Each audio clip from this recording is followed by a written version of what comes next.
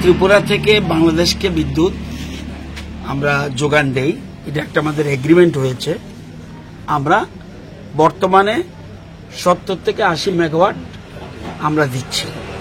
আমরা যদিও আরো বেশি দেওয়ার কথা, কখনো এটা 20% প্লাস 20% মাইনাস হতে পারে।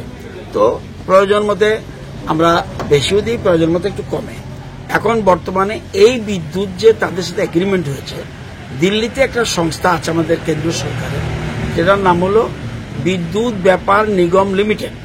তাদের মাধ্যমেই সবকিছু বাংলাদেশের সাথে, দুই দেশের কাজে কোনো ব্যক্তি, একটা রাজ্য ডাইরেক্ট অন্যদের সাথে বাণিজ্যের কথা বলতে পারে না। সেই জন্য বিদ্যুৎ ব্যাপার নিগম, তাদের মাধ্যমে আমরা টাকা পাই, তাদেরকে টাকা দেয়, তাদের থেকে আমরা পাই। এখন বর্তমানে, আগে আরো বেশি ছিল, বর্তমানে আমাদের তাদের কাছে পাওনা রয়েছে 135 কোটি। আরেকটা বেড়ে, এখন একটু বেড়েছে, 161 কোটি টাকা আমরা পাই।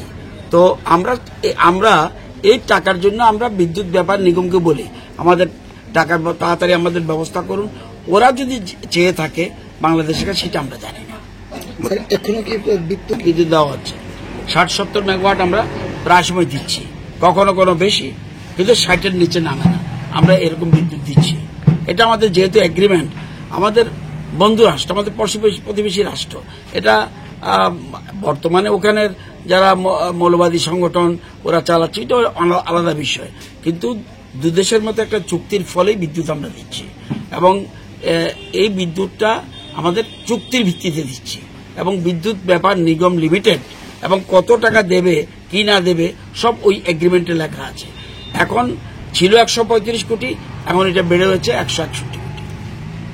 Thank you.